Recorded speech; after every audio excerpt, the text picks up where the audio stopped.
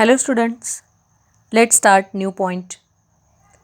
या चॅप्टरमधून ionic equilibria या चॅप्टरमधून आपण पुढचं पॉईंट स्टार्ट करतो आहे. That is known as amphoteric nature of water.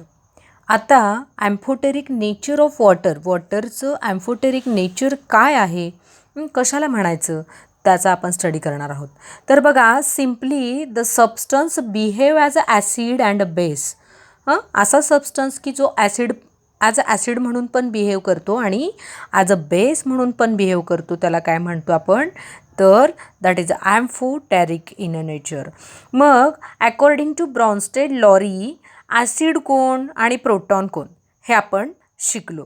बघा, that is H plus donor and base that is H minus acceptor. बघा, ॲसिड कोणाला म्हटलं according to Bronsted and Lowry, तर H प्लस म्हणजे जो H प्लस देतो त्याला आपण ॲसिड असं म्हणतो आणि H मायनस जो ॲक्सेप्टर आहे त्याला आपण बेस असं म्हणतो.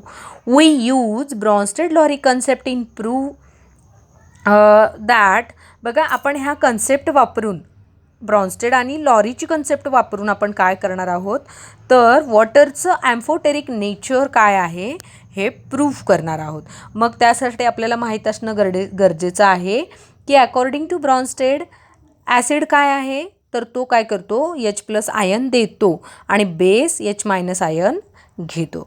मग वॉटर काय करतं, तर water show acidic character as well as also basic character पण दाखवतं वॉटर. ओके, मग बघा, आपण फॉर एक्झाम्पल बघूया. Let's consider very fast nature of water. पहिल्यांदा आपण जे काही वॉटरचं नेचर आहे ते बघूया. Let's see. बघा, H2O plus NH3 ammonia in aqueous form gives NH4 plus OH minus. आता याच्यामध्ये तुमच्या लक्षात येत असेल बघा, दॅट इज H2O जे आहे convert into OH minus. म्हणजे काय झालं रे, तर वॉटरने H प्लस आयन दिला आहे की नाही. म्हणजेच काय, वॉटर काय झाला रे, प्रोटॉन डोनर. मग according to Bronsted and Lowry आपण ॲसिड कोणाला म्हटलं रे, जो प्रोटॉन देतो त्याला आपण प्रोटॉन डोनरलाच काय म्हणतो, ॲसिड असं म्हणतो. म्हणजेच आता H2Oने काय केलं, तर जो काही याच्यामध्ये OH प्लस आयन दिला आणि OH मायनस प्रिपेअर झालं. म्हणजे ॲट दॅट टाईम वॉटर काय बिहेव करतोय, तर it behave as an acid. Is that clear. Now NH3 जो काय आहे तो काय करतो, गेन प्रोटॉन आहे की नाही. तो काय करतो रे, प्रोटॉन गेन करू शकतो आहे की नाही. कुणाकडून, तर NH3ने प्रोटॉन गेन केला NH4 कडून. तर बघा, NH3ने प्रोटॉन गेन केला NH4 करून, म्हणून तो NH4 झाला. अशा प्रकारे वॉटर काय करतो, ॲसिडिक कॅरेक्टर शोईंग करतो. Is that clear. Now see the second reaction. आता आणखी एक वेगळी रिॲक्शन बघूया. बघा, H2O react with HCl, it gives hydronium ion plus Cl minus ion. बघा, आता काय इथे काय झालं रे, तर H2Oचं कन्व्हर्जन झालं H3O मध्ये. मीन्स वॉटर काय करतो आपल्याला, त्यावेळी काय झालं, तर water gain H plus ion. त्यावेळी वॉटरनं काय केलं, H प्लस आयन दिला. म्हणजेच काय, that is a proton acceptor आहे की नाही. म्हणजेच काय, प्रोटॉन ॲक्सेप्ट करणाऱ्याला आपण काय म्हणतो, तर ॲसिड आहे की नाही. And HCl convert into Cl minus. Cl मायनसमध्ये HClचं कन्वर्जन होतं. मग जी पहिली रिॲक्शन होती त्याच्यामध्ये वॉटर ॲसिडिक नेचर शो करायचं आणि जी सेकंड रिॲक्शन होती त्याच्यामध्ये काय दाखवलं, तर वॉटर इज अ बेसिक. कारण बेसिक केव्हा म्हणतो, जेव्हा H प्लस आयन दिला तेव्हा ॲसिड होतं. आता वरती काय झालं, H प्लस आयन ॲक्सेप्ट केला, that is a base. So म्हणूनच वॉटरला काय म्हटलंय, it show amphoteric in a nature. Let see second point, ionisation of acid and base. बघा, हे जे आयोनायझेशन आहे ॲसिड अँड बेस, ते क्लासिफाय कसं केलं, तर ॲसिड आणि बेसिसचं, तर डिपेंडिंग ऑन आयनायझेशन.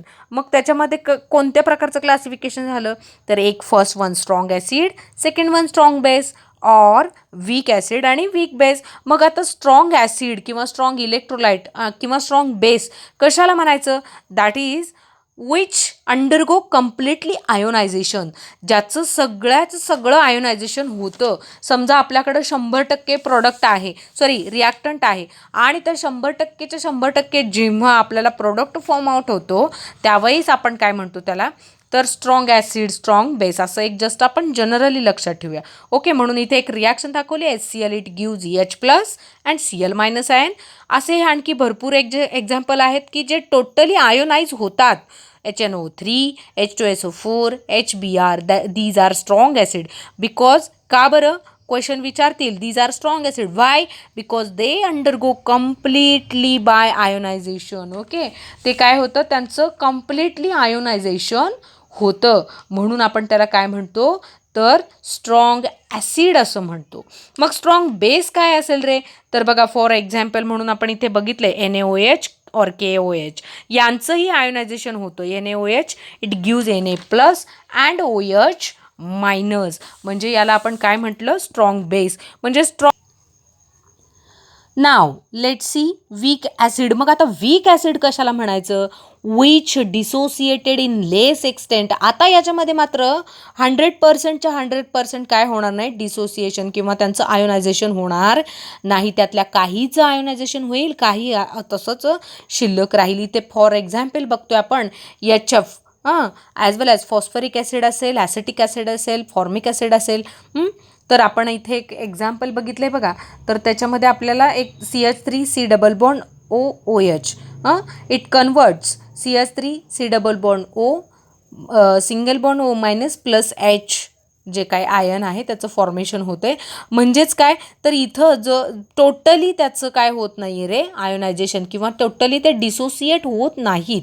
आलं लक्षात, म्हणजे टोटली समजा की आता फॉर एक्झाम्पल मग आपण आधी पण बघितलं की समजा आपल्याकडं 100 मॉलिक्युल्स आहेत एखाद्या ॲसिडचे, तर त्यापैकी फक्त 10 मॉलिक्यूल डिसोसिएट होणार, रिमेनिंग 90% जे आहे ते ॲज इट इज तसेच राहणार, म्हणून आपण त्याला वीक ॲसिड म्हणणार.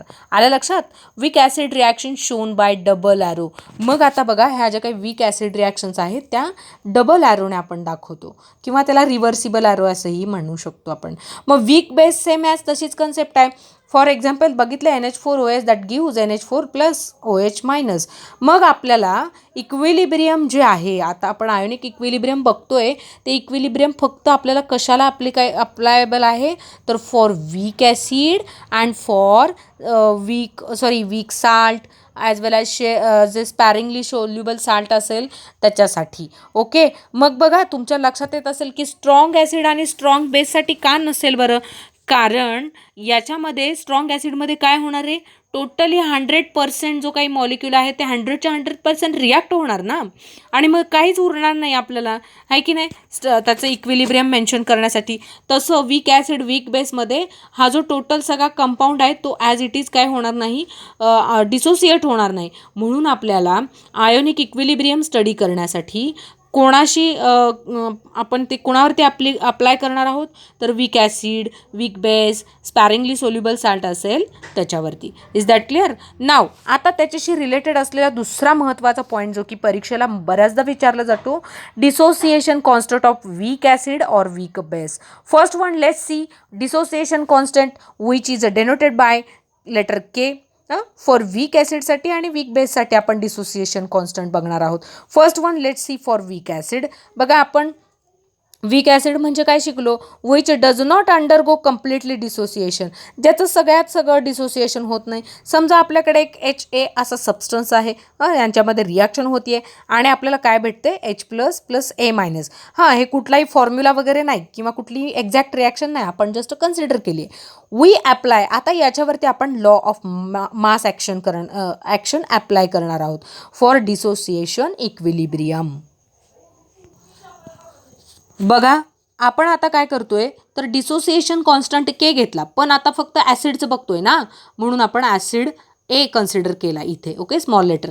Concentration of product of H plus and A minus म्हणजे जो काही आपल्याला प्रोडक्ट भेटला आहे divided by concentration of reactant. Concentration आपण ब्रॅकेटने शो करतो. Is that clear? मग या डिसोसिएशन कॉन्स्टंटची डेफिनेशन काय सांगू शकतो फॉर वीक ॲसिड?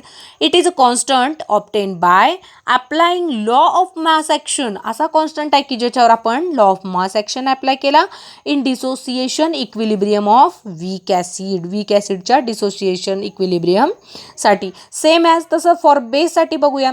बेससाठी पण एक एक्झाम्पल घेतलं BOH. मग काय आपल्याला डिसोसिएशन होऊन मिळालं तर B+OH-. आता आपण त्याचा कॉन्स्टंट काढूया डिसोसिएशन कॉन्स्टंट. हा मगाशी ॲसिडसाठी होता, सो इथं A मेन्शन, इथे B घेतलं का रे? कारण आपण वीक बेसचं बघतोय. बघा dissociation constant concentration of B product into काय म्हटलं आपण OH- डिवायडेड बाय BOH. म्हणजेच काय KB is a dissociation constant for weak base. मग याची डेफिनेशन काय सांगू शकतो रे बाळांनो आपण? The constant obtain by applying law of mass action to the equilibrium of weak base is called a dissociation constant for weak base represented by KB, जो की आपण KBने रिप्रेझेंट करतो. समजलं? तर हा पॉईंट खूप महत्त्वाचा आहे, लक्षात ठेवा. थँक्यू.